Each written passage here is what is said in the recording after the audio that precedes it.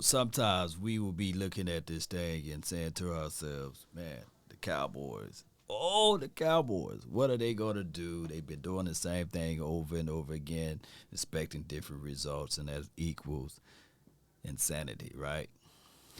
That's what they be hitting me up with, Law Nation, Law Nation. Why do you still support this team? Well,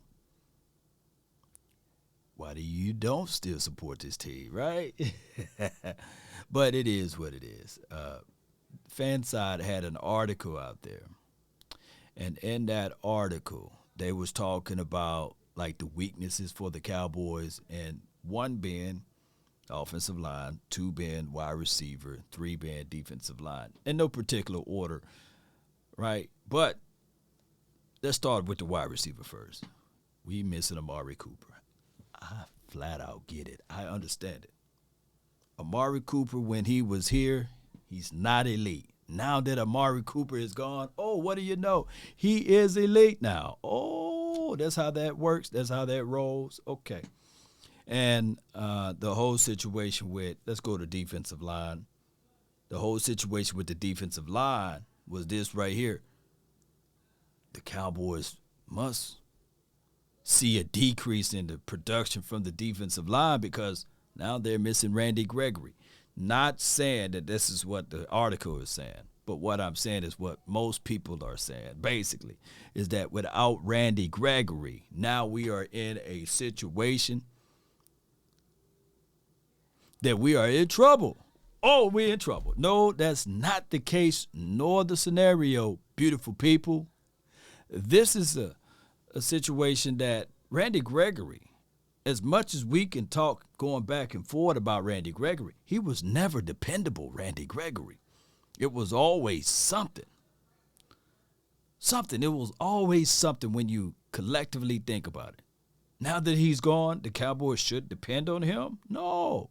I'm looking at this situation with Dante Fowler as well as Sam Williams, whatever equation that Dan Quinn need to figure out with those two boys, he will figure it out. And let's not leave out Dorrance Armstrong. Even if he can get those 5 sacks again, and now that would be kind of an eye opener, right? If he can get 5 sacks once again, but I trust this defensive coordinator to get things going in the right direction. I'm not worried. I'm unbothered, right? Oh, on top of that, Cowboy Nation, let's talk about this offensive line. Connor Williams, when he was here, man, he's not living up to expectations. Oh, why? Connor Williams, he like to hold. I was saying this earlier on my live feed. Big 32-yard catch in the playoff game against the 49ers.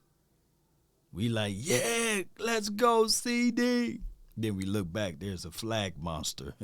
the flag. Of course, we had 14 penalties. But who knows what would have happened if Connor Williams didn't hold that ball? Well, he did call for a hold on that play. Momentum is everything. So what I'm trying to say here is this right here. I get it. We can look back at everything and say, yeah, the unknown is now the weakness for the Cowboys. I look at it differently. The unknown is the element of surprise for the Cowboys. And we continue to do our things, everything else will work its way out. Trust and believe, Cowboy Nation.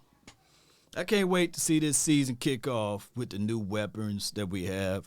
Of course, the focal point should be on CeeDee Lamb at the wide receiver situation. But let's not sleep on James Washington. And please, Cowboy Nation, let's not sleep on Jalen Tolbert and what they're going to do with Simi Fehoko. Look, 4-3 is 4-3. And I'm quite sure you guys heard the storyline before. Oh, Lord, you just pumping up the Cowboys, blah, blah, blah, blah. Let this thing work its way out. I think that those wide receivers will work its way out. Competition is competition, even on the low end. to Ty Fry Fargos, to Dontario Drummond. Hey, it's competition now, baby. Oh, and let's talk about this offensive line. Tyler Smith, say what you want. They got this guy who had the best running, blocking situation in his entire draft. Let's put him behind this particular situation with this team, and let's put him in front of Tony Pollard and Ezekiel Elliott. And let's see how this thing shake out. The Cowboys onto something. They onto something, baby. And a lot of people just can't see it for right now. We're going to take that weakness and we're going to turn it to our strength because it's the area of the unknown. Law, do you have any evidence or information on that? Yeah.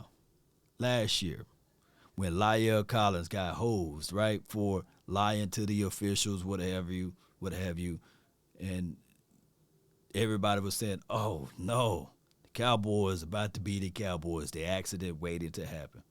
And all they did, they took what was weak out of Terrence Steele and elevated everything, right?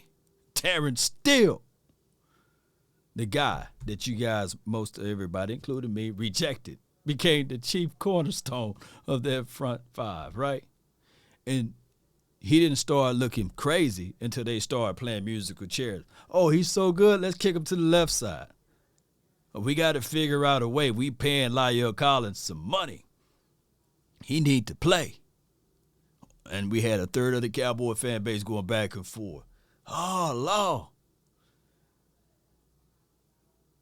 Terrence still can't hold a candle to big La'el Collins or what have you.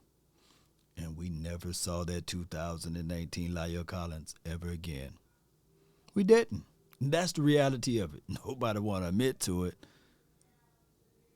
Right? We literally argued over La'el Collins at right tackle. It's crazy. Cowboy Nation, post me your thoughts, post me your concerns down below. It's crazy. The strength came from the weakness, and that was Terrence Steele. That's crazy. DC for life. Salute. Peace.